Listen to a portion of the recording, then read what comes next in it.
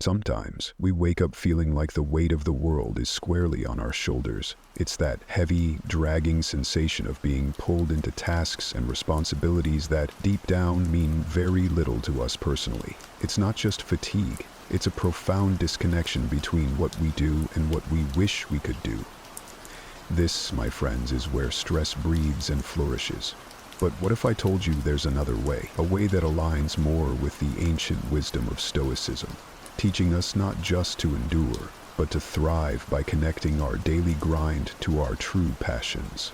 Today, we dive deep into transforming our everyday stress into genuine passion. It's not just about scraping by, it's about reshaping our lives to find fulfillment in every task, every challenge, and every seemingly mundane moment. I'm here to share how we can leverage Stoic principles to not only cope with life's pressures, but to radically redefine them. We'll explore how changing our perspective can turn an ordinary day into an extraordinary one. And if you appreciate what we're doing here, showing you a path less traveled by stress and more walked by philosophers, consider this simple, free favor. Hit the subscribe button. Don't skip any part of this video, because each piece builds on the last, crafting a mindset that's not just about surviving, but thriving. Let's get right into it.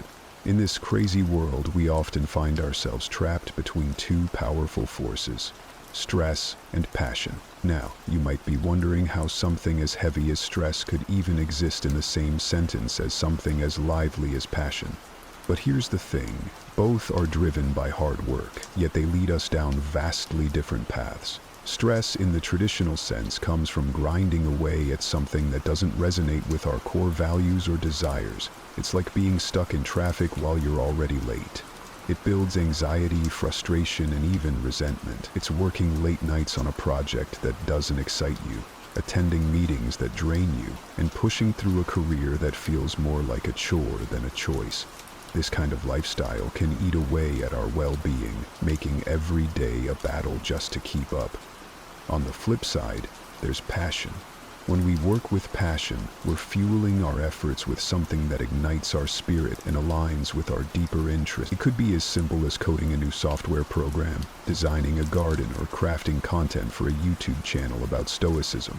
Here, even the longest hours seem short, and the hardest work can feel like play. Why? Because it's driven by love, by a genuine interest that ties directly to what makes us tick.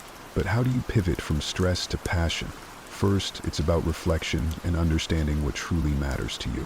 What brings you joy? What are you curious about? What would you do even if you weren't getting paid for it? Start small. You don't need a massive life overhaul overnight. Instead, integrate activities that align with your interests and passions into your daily routine. Let each day be a step towards a life that feels more rewarding and less taxing. Remember, it's not merely about avoiding stress, but transforming it. See each stressful situation as a Stoic would, an opportunity to apply virtue, to practice patience, wisdom, and resilience. Every challenge is a chance to test your passion and commitment to your chosen path. We often hear about finding our why, that deep-rooted purpose that supposedly fuels our every action. But let's take a moment to truly unpack what that means and why it really matters. Having a purpose is not just a lofty ideal reserved for those with visionary ideas. It's a practical tool that each of us can harness to dramatically transform our daily experiences from mundane to meaningful. Think about the last time you felt genuinely excited about getting up in the morning. What was it that stirred that enthusiasm? Was it the promise of working on a project you care deeply about? Or perhaps the opportunity to solve a problem you're passionate about? That's purpose in action. It's powerful because it aligns your daily activities with your larger life goals, making even the smallest tasks feel significant. In Stoicism, there's a strong emphasis on living according to nature, which means recognizing and embracing your role in the bigger picture of life. For Stoics, purpose is about more than just personal fulfillment. It's about contributing to society and improving the lives of others. It's about asking yourself how you can serve, how you can contribute to the greater good, and how each action you take can be a reflection of your deepest values. Now let's break down how you can start to live more purposefully. First, think about what you value most. Is it creativity, helping others, innovation, leadership, or family? Identifying your values is the first step toward understanding your purpose. Once you have a grasp on your values, you can start to see how they translate into everyday actions. If you value creativity, your purpose might be to bring innovation into your work. If helping others is your calling, maybe your purpose is found in mentoring or volunteering. The trick is not just to stop at knowing your purpose, but to actively integrate it into your life, which isn't always easy. It requires consistency, effort, and sometimes making tough choices. For instance, you might need to turn down a lucrative job offer if it means straying from your purpose. Or you might need to invest time and money into learning a new skill that aligns more closely with your values. Living with purpose also means being prepared to meet obstacles head-on. Here's where Stoic resilience comes in handy. Stoics expect challenges and embrace them as opportunities to test their resolve and commitment to their values.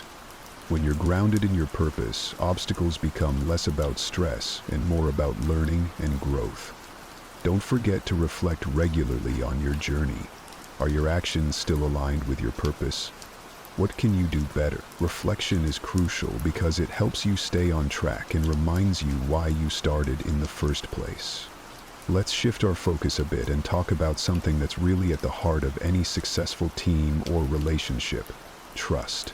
We often get caught up in measuring success through performance metrics. How much was sold, how many goals were achieved, how scores were improved. While performance is important, it's trust that truly holds a team together and pushes everyone toward greatness. Now consider this. You're part of a team where everyone is a top performer, but you wouldn't trust half of them to watch your back in a crunch situation. It doesn't sound like a winning team, does it? That's because high performance, while valuable, can't make up for low trust. High trust creates an environment where mistakes are admitted and learned from, where vulnerabilities can be shared without fear of repercussion, and where people genuinely look out for each other. Stoicism teaches us about the importance of virtue and character. It tells us that who we are and how we treat others are the cornerstones of a meaningful life. This philosophy aligns perfectly with the idea of prioritizing trust over sheer performance. Stoics would argue that a truly effective member of society, or any team, is not just someone who does their job well, but someone who does their job well and can be relied upon to act with integrity and consider the common good. To build a culture of trust, start by being trustworthy yourself. It means doing the right thing even when no one is watching, keeping your word, and always considering how your actions affect others. It's about consistency in your actions and honesty in your feedback. When leaders and team members embody these traits, they set a standard and create a safe space for others to do the same. But how do you measure trust? Unlike performance, which can be quantified through numbers and outcomes, trust is felt and observed. It's in the way team members talk to each other, how conflicts are resolved, and how information is shared. It's about feeling confident that your colleagues will support you, not just when things are going well, but especially when they're not. This doesn't mean that performance should be ignored. Rather, it's about finding a balance where performance is driven by a strong foundation of trust. Think of it as building a house. Performance is like the windows, doors, and roof, necessary and visible, but trust, it's the foundation that keeps the house standing. Without a strong foundation, it doesn't matter how beautiful the house is, it's vulnerable to collapse at any moment. Have you ever been part of a group or community where everyone genuinely supports each other? It's kind of magical, isn't it? There's a sense of security that comes from knowing your peers not only have your back but also genuinely want to see you succeed. This is the essence of a supportive environment, and it's something that can transform the ordinary into the extraordinary, both in the workplace and in our personal lives. Creating this type of environment doesn't happen by accident. It requires intention and effort. It's about more than just being friendly. It's about fostering a space where everyone feels they can share their thoughts and ideas without fear of ridicule or rejection, where mistakes are not signs of failure but opportunities for learning and growth. This kind of atmosphere encourages everyone to take risks and innovate because they know the team is there to support them, not judge them. From a Stoic perspective, support isn't just about helping others when they're down. It's about constantly looking for ways to lift others up, making it easier for them to do their best work and become their best selves. Stoicism teaches us the value of community and the importance of acting as a contributing member of that community. Marcus Aurelius often spoke about the interconnectedness of all people and the idea that what is good for the community is good for the individual. In practical terms, creating a supportive environment can start with something as simple as how we communicate. It's choosing to listen first rather than respond, to ask questions when we don't understand, and to offer help without being asked. It's about recognizing the strengths and weaknesses of others and looking for ways to enable those around you to shine in their roles. Moreover, in such an environment, feedback is given constructively, with the aim of guiding and improving rather than criticizing. Celebrating each other's successes becomes a regular practice, and every milestone is acknowledged, making everyone feel valued and important. This kind of positive reinforcement not only boosts morale but also motivates everyone to keep pushing forward, secure in the knowledge that their contributions are appreciated. But it's not just about the big moments, it's also about the day-to-day interactions. A supportive environment is one where there's a shared understanding that we're all human, all trying to do our best. It's a place where you can be honest about having a bad day and know that you won't be seen as less competent, but rather as a person who might need a little extra support. There's something incredibly powerful about admitting, "I don't know." It opens doors to new knowledge and connections that having all the answers simply can't. This humility to acknowledge our gaps in understanding is not a weakness. Rather, it's a strength that fosters learning and growth. Asking questions, especially those simple ones that often get overlooked, can sometimes change the entire direction of a conversation, a project, or even a company's strategy. In the world of Stoicism, the practice of questioning is deeply valued, not just questioning others, but also ourselves. Stoics believe in the pursuit of wisdom as a fundamental part of life, and what better way to gain wisdom than by asking questions? This isn't about questioning for the sake of argument, but about genuinely seeking to understand the world better. By embracing our curiosity and admitting our ignorance, we open the door to true learning and self-improvement. We invite others to share their knowledge and experiences with us, enriching our understanding and perspectives. Consider how many times you've sat in a meeting, nodding along, not fully grasping the topic. Everyone else seems to get it, so you don't dare speak up for fear of looking foolish. But what if nobody truly understands? What if your courage to ask a clarifying question could provide everyone with a valuable pause? A moment to step back and ensure everyone is on the same page. This is not just about gaining clarity for oneself, but about enhancing collective understanding, a principle deeply aligned with Stoic values of community and mutual support. Asking the right questions can also lead to innovation and problem solving. It encourages a deeper dive into issues, rather than accepting things at face value. In many ways, this questioning can be seen as a form of mental training. It keeps our minds active and engaged, always testing the waters of what we know against what we assume. This aligns with the Stoic practice of continual self-improvement and striving for personal excellence. But let's not forget, the way we ask questions matters too. It's about fostering an environment where others feel comfortable and valued in sharing their thoughts. This approach not only helps build a culture of openness and trust, but also promotes a more collaborative and inclusive atmosphere. When people feel their input is genuinely desired, they're more likely to contribute meaningfully to discussions, leading to richer, more diverse ideas and solutions. This habit of questioning extends beyond professional scenarios. It plays a vital role in our personal relationships and self-reflections. By regularly questioning our own beliefs, decisions, and reactions, we cultivate a life of deeper understanding and fewer regrets. We learn not only about the world around us, but also about our place within it. How do our actions affect others? Are we living in alignment with our values? These are the types of questions that can lead to profound insights and transformative growth. It's so easy to fall into the trap of comparing ourselves to others, whether it's scrolling through social media feeds filled with picture-perfect lives or hearing about a friend's latest achievement. it's hard not to measure our own progress against that of those around us. Yet this habit of comparison is often a fast track to dissatisfaction and unhappiness. Why? Because there will always be someone who seems to be doing better, looking better, or living better, according to whatever standards we might be using. Stoicism offers a powerful antidote to this modern malaise. Stoics like Marcus Aurelius and Epictetus emphasized focusing on what we can control, someone else's looks, job, or lifestyle. Instead, Stoicism teaches us to turn our gaze inward, to focus on improving our own actions, reactions, and moral well-being.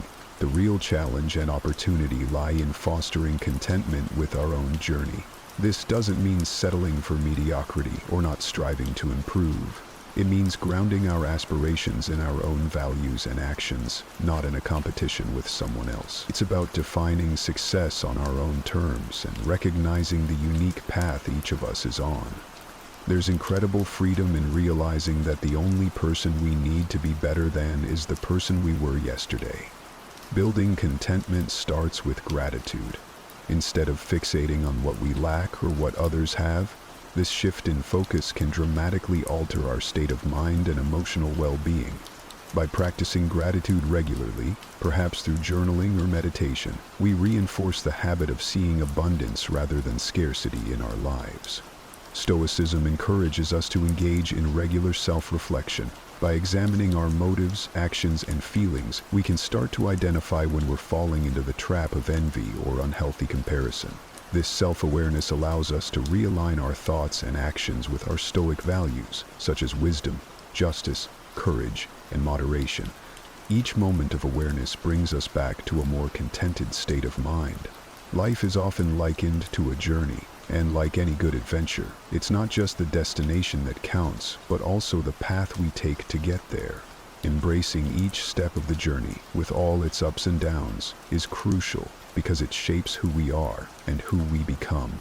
Often we're so focused on the end goal, whether it's a job promotion, buying a house, or achieving some other marker of success, that we forget to appreciate the process itself. But it's in this process where real growth happens, where lessons are learned, and where our character is tested and strengthened. Stoicism teaches us to focus on the present and make the most of our current circumstances. Stoic thinkers like Seneca and Marcus Aurelius remind us that while we can't control what happens to us, we can control how we respond. They advocate for living in accordance with nature, which includes accepting and embracing the natural flow of life's events, both the good and the bad. Take, for example, the concept of facing challenges. It's easy to see obstacles as hindrances, but from a Stoic perspective, each challenge presents an opportunity to practice virtues such as patience, perseverance, and courage. When we start to view life's challenges through this lens, we no longer resent them, but instead welcome them as chances to become better, more capable individuals. This shift in perception not only helps us endure, but also helps us thrive, turning potential stumbling blocks into stepping stones. Moreover, embracing the journey means acknowledging that not all lessons are learned from success. Failure, too, has invaluable lessons to offer. The Stoics understood this well, emphasizing that failure is often a better teacher than success. Each setback teaches resilience and provides clarity about what really matters. By reframing our failures as essential parts of our journey, we can continue to move forward with a clearer vision and a strengthened spirit. Additionally, the journey is about the connections we make and the lives we touch along the way. Stoicism teaches the importance of community and the role we play within it. We're encouraged to be considerate and kind, to contribute positively to our communities, and to support others in their own journeys. This focus on mutual support not only enriches our own experiences, but also contributes to a larger tapestry of interconnected lives, all journeying together. Life will test you. You will face setbacks, disappointments, and moments where you feel like everything is against you. That's a guarantee. But here's the real question. How do you respond? Do you let life break you, or do you use those challenges to become stronger, wiser, and more resilient? Mentally strong people don't crumble under pressure. They don't allow fear, doubt, or negativity to control them. Instead, they build a mindset that allows them to face anything with clarity, confidence, and inner peace. This isn't about pretending life is easy. It's about mastering yourself so that no matter what happens, you remain unshaken. The ancient Stoics understood this better than anyone. Marcus Aurelius, the most powerful man of his time, wrote to himself every day, reminding himself that life is unpredictable, that hardships are inevitable, but that his response was always within his control. He knew that true strength doesn't come from avoiding difficulties, but from training your mind to rise above them. And that's exactly what we're going to talk about today. The 6 habits that separate the mentally strong from everyone else. These aren't just theories, they're practical, battle-tested principles that you can start applying today to build an unshakable mindset. So stay with me until the very end, because every single point we're about to discuss is crucial. Don't skip around or you'll miss the key that could change everything for you. And if you appreciate what we're doing here, there's one simple free favor I'll ask. Hit that subscribe button. It takes a second, but it makes a huge difference in helping us keep bringing you valuable content. Now, let's dive in. Nothing in life stays the same. The seasons change, people come and go, and the world keeps moving, whether we're ready for it or not. Yet so many of us resist change as if clinging to what's familiar will somehow stop the inevitable. But let me ask you this. Has holding on ever made life easier, or has it only made transitions more painful? We fear change because it forces us out of our comfort zones. It disrupts our routines, shakes our sense of control, and makes us question where we're headed. But here's the truth. Change is not the enemy. The real danger lies in resisting it, because the more you fight against reality, the more suffering you create for yourself. The ancient Stoics understood this well. They didn't waste energy wishing things were different. Instead, they trained themselves to adapt, to see every shift in life as an opportunity rather than a threat. Marcus Aurelius, one of the greatest Stoic philosophers, ruled an empire during war, plague, and betrayal. He could have spent his days complaining, asking, "Why is this happening to me?" But instead, he reminded himself, the impediment to action advances action. What stands in the way becomes the way. In other words, the very obstacles we fear are often the path forward. If we learn to work with change instead of against it, we become stronger, wiser, and more capable of handling whatever life throws at us. Think about it. When has something unexpected forced you to grow? Maybe it was losing a job, ending a relationship, or moving to a new place. At first, it probably felt overwhelming, even painful, but looking back, didn't it also shape you into who you are today? The problem is, we only see the wisdom in change after we've survived it. But what if we could shift our mindset while we're going through it? What if, instead of resisting, we asked ourselves, what is this teaching me? How can I use this to my advantage? The Stoics had a saying, amor fati, which means love your fate. Not just accept it, not just tolerate it, love it. Love the challenges, love the unexpected detours, love the things that push you to grow, even when they don't feel good in the moment. Because every change, no matter how difficult, is shaping you into someone stronger. And here's the key, mentally strong people lean into discomfort. They don't wait for perfect conditions to take action.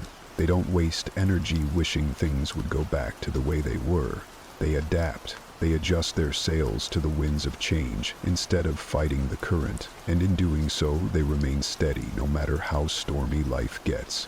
So, the next time change comes knocking, and it will, pause for a moment. Instead of reacting with fear, ask yourself, how can I use this? Because when you stop resisting change, you start mastering it.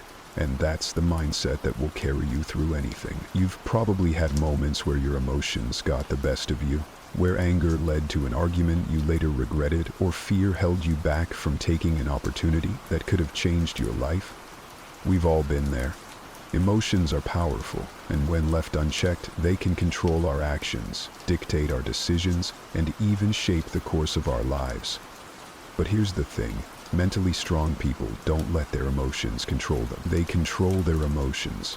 Now, that doesn't mean they suppress what they feel. Stoicism isn't about becoming an emotionless robot. It's about mastering your reactions. The Stoics understood that emotions in themselves aren't the problem. It's our response to them that determines whether they serve us or destroy us. Marcus Aurelius put it perfectly. You have power over your mind, not outside events. Realize this, and you will find strength. Think about the last time someone said something that irritated you. Maybe a rude comment, an unfair criticism, or even just someone cutting you off in traffic. What was your first instinct? To react immediately? To lash out? That's what most people do. But what if instead you paused for a second and asked yourself, is this worth my energy? Will this matter tomorrow? That small pause, that moment of awareness, is the difference between being ruled by your emotions and mastering them. Seneca, another great Stoic, advised that when anger rises, don't act on it right away. Give it time to settle. Because in the heat of the moment, we often make choices that we later regret.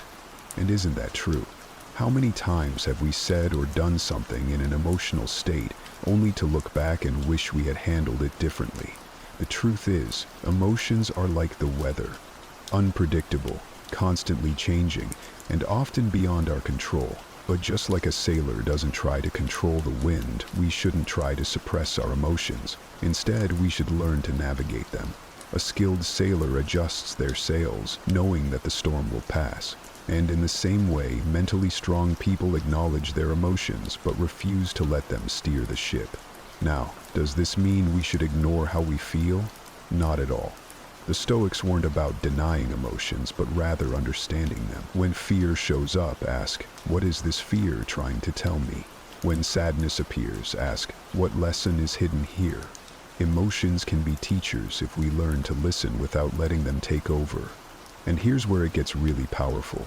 Once you realize that you decide how to respond, nothing can shake you. Insults lose their sting. Failures become stepping stones. Unexpected events no longer throw you off balance because you understand that your power lies in your reaction, not in the event itself. So the next time you feel anger, fear, or frustration rising, pause. Take a deep breath. Remind yourself that you are in control. Your emotions do not define you. Your actions do. And the stronger your ability to manage your emotions, the stronger you become in every aspect of life. Your time and energy are your most valuable resources, yet they're also the easiest to give away. Every day, people pull you in different directions. Work demands your attention. Friends ask for favors. Family needs your support. And social media constantly fights for a piece of your mind. Before you know it, you're exhausted, stretched thin, and left with nothing for yourself. But here's the truth. Mentally strong people don't let the world dictate where their energy goes. They set boundaries and protect their space like their life depends on it, because in many ways it does. The Stoics understood this well. They believed that our most precious asset isn't money or possessions. It's our inner peace. And yet, most of us give it away without thinking twice. Seneca warned against this when he said, people are frugal in guarding their personal property, but as soon as it comes to squandering time, they are most wasteful of the one thing in which it is right to be stingy. Think about that for a moment. If someone tried to take money from your pocket, you'd resist. But when people take your time, your most irreplaceable asset, you give it away freely. Why? Maybe it's guilt, maybe it's fear of disappointing others, maybe it's the habit of always putting others first. But here's the thing, saying yes to everyone else all the time means saying no to yourself, and mentally strong people don't do that. They understand that without clear boundaries, they'll never have the time or energy to focus on what truly matters, whether that's their goals, their health, or their peace of mind. So, how do you start setting boundaries? First, recognize that it's not selfish, it's necessary. Saying no to something that drains you doesn't mean you don't care. It means you value yourself enough to protect your well-being. You wouldn't let someone walk into your home and trash the place, so why let people invade your mental space with negativity, unnecessary obligations, or constant distractions? One of the biggest misconceptions about boundaries is that they push people away. But in reality, the right people respect boundaries. The ones who don't, they were never meant to have full access to you in the first place. Marcus Aurelius said, The soul becomes dyed with the color of its thoughts. In other words, the people and energy you allow into your life shape who you become. If you surround yourself with constant stress, drama, and obligations that don't serve you, don't be surprised if you feel drained, anxious, or lost. Now let's talk about practical ways to set boundaries. First, identify what truly matters to you. What are your priorities? What fuels your energy instead of depleting it? Once you're clear on that, it becomes easier to say no to everything that doesn't align with those values. Next, practice the art of saying no without over-explaining. You don't owe anyone a detailed justification for protecting your time. A simple, "I can't commit to that right now" is enough. And most importantly, don't feel guilty. Protecting your energy isn't an act of selfishness, it's an act of self-respect. If you don't prioritize yourself, no one else will do it for you. At the end of the day, setting boundaries isn't about shutting people out. It's about making sure you have enough energy for what truly matters. When you stop saying yes to every demand and start saying yes to yourself, you'll notice something incredible. You feel lighter, more focused, and in control of your life. And that, my friend, is the foundation of true mental strength. Life doesn't always go the way we want. We face setbacks, make mistakes, and sometimes find ourselves in situations that feel unfair. It's easy to blame circumstances, point fingers, or tell ourselves that we're just unlucky. But here's the hard truth. Mentally strong people don't waste time making excuses. They take full responsibility for their actions, their choices, and ultimately their lives.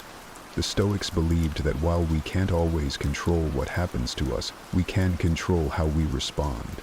Epictetus put it best when he said, "We cannot choose our external circumstances, but we can always choose how we respond to them." That's what real strength looks like. Owning your decisions, learning from your mistakes, and refusing to see yourself as a victim of life's circumstance. Think about the most successful, resilient people you know. Do they sit around complaining about how unfair life is, or do they take action, adjust, and find a way forward? The difference between those who grow and those who stay stuck isn't intelligence, talent, or luck, it's responsibility. When you own your actions, you take back your power. When you blame others, you give that power away. Now, taking responsibility doesn't mean being overly critical of yourself or beating yourself up for past mistakes. That's not the point. The goal isn't to drown in guilt, it's to learn and improve. Seneca, one of the greatest Stoic thinkers, believed that every failure was an opportunity for self-reflection. He advised that at the end of each day we should review our actions and ask, what did I do well? What could I have done better? What will I improve tomorrow? That's how you grow, not by avoiding mistakes, but by using them as stepping stones. Here's a simple but powerful exercise. Think of a challenge you're facing right now. Maybe it's a financial issue, a relationship struggle, or a personal goal you haven't achieved yet. Instead of blaming external factors, ask yourself, what part of this is within my control?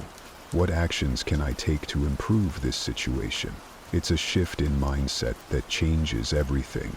The truth is, life will throw obstacles your way. You'll face difficult people, unexpected problems, and moments where things feel unfair. But the strongest people, the ones who truly thrive, are the ones who don't waste energy complaining. They adapt, they take ownership, they look at every setback as a lesson, not a punishment. So the next time you catch yourself making an excuse, pause. Ask yourself, is this helping me or is it holding me back? Because at the end of the day, no one else is responsible for your success, your happiness, or your growth. That's on you. And once you fully embrace that truth, you become unstoppable. We are often our own worst critics. When we make a mistake, fall short of our goals, or struggle with something, the voice inside our head can be ruthless. Why did I mess up again? I should be doing better. I'll never get this right. If someone spoke to us the way we sometimes speak to ourselves, we wouldn't tolerate it. Yet, for some reason, we allow that harsh inner dialogue to run unchecked. But here's the truth. Mentally strong people don't tear themselves down. They practice self-compassion, not self-criticism. The Stoics had a deep understanding of human imperfection. They didn't expect themselves or anyone else to be flawless. Instead, they focused on progress, on learning, on growing, on improving.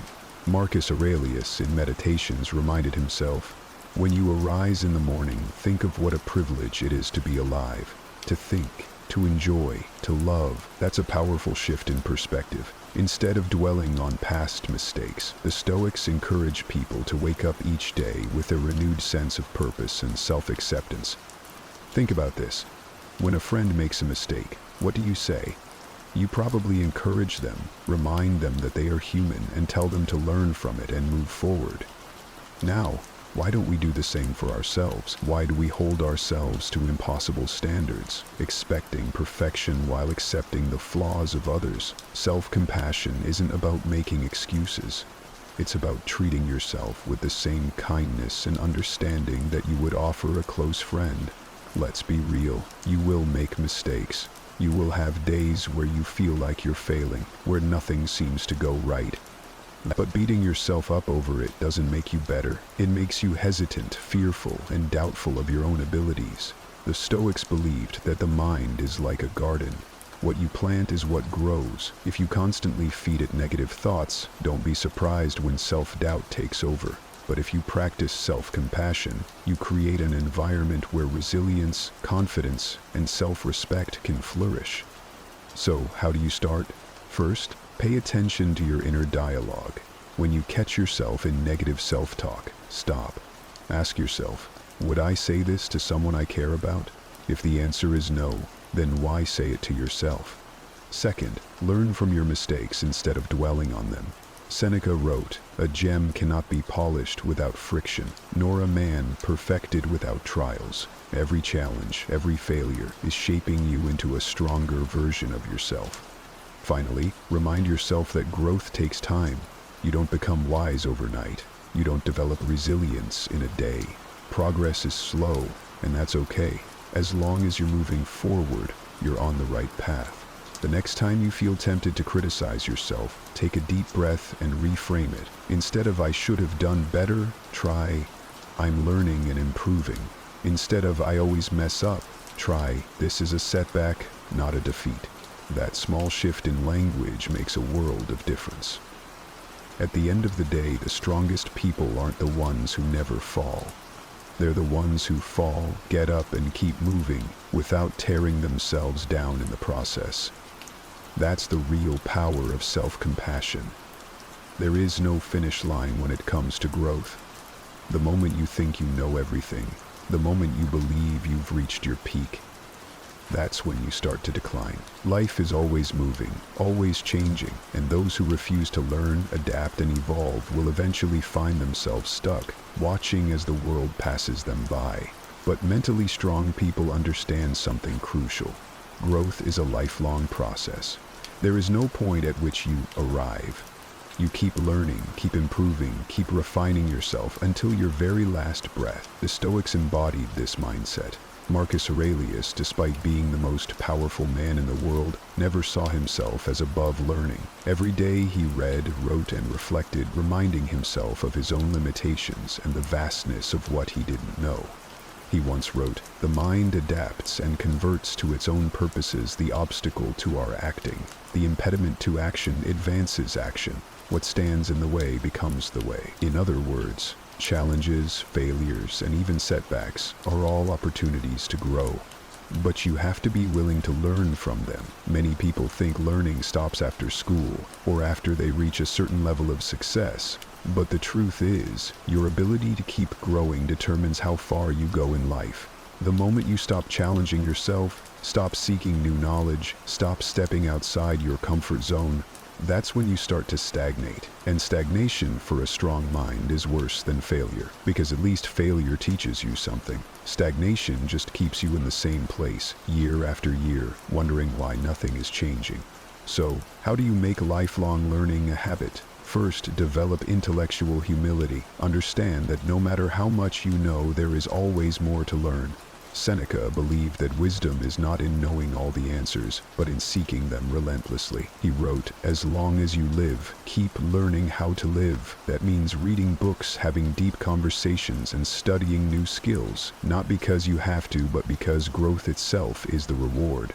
Second, embrace failure as part of the learning process. People who are afraid of looking foolish, of making mistakes, of stepping into the unknown, they never grow. Why? Because they avoid the very experiences that teach the most. Every time you fail, every time you struggle, you gain something invaluable: wisdom. But only if you choose to see failure as a lesson rather than a defeat.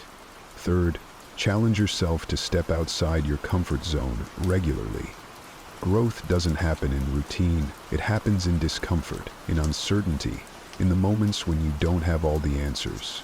The Stoics believed that we should seek out difficult things, not because suffering is the goal, but because growth is. Epictetus taught that we should train our minds the way an athlete trains their body, through discipline, challenge, and continuous improvement. And finally, never let ego stop you from evolving. One of the biggest barriers to learning is thinking you already know enough. The wisest people never assume they have it all figured out. They ask questions. They listen more than they speak. They remain open to new perspectives, even if they challenge their existing beliefs. That's why truly strong people, mentally, emotionally, and intellectually, are always growing. At the end of the day, life rewards those who are willing to adapt. The world changes, industries evolve, people grow. If you refuse to evolve with it, you'll get left behind. But if you commit to lifelong learning, to challenging yourself, to staying curious and open, you'll never stop growing. And that, more than anything, is what keeps you strong. Life isn't about avoiding hardship. It's about becoming strong enough to face anything. The habits we've talked about today aren't just ideas. They're tools that can help you navigate challenges, master your emotions, and build the kind of mindset that nothing can break. But remember, knowledge alone isn't enough. You have to apply it every single day. So, as you move forward, ask yourself, am I embracing change or resisting it? Am I in control of my emotions or letting them control me? Am I protecting my time, taking responsibility, practicing self-compassion, and continuing to learn? Because this daily practice is what separates those who live with strength from those who crumble under life's weight.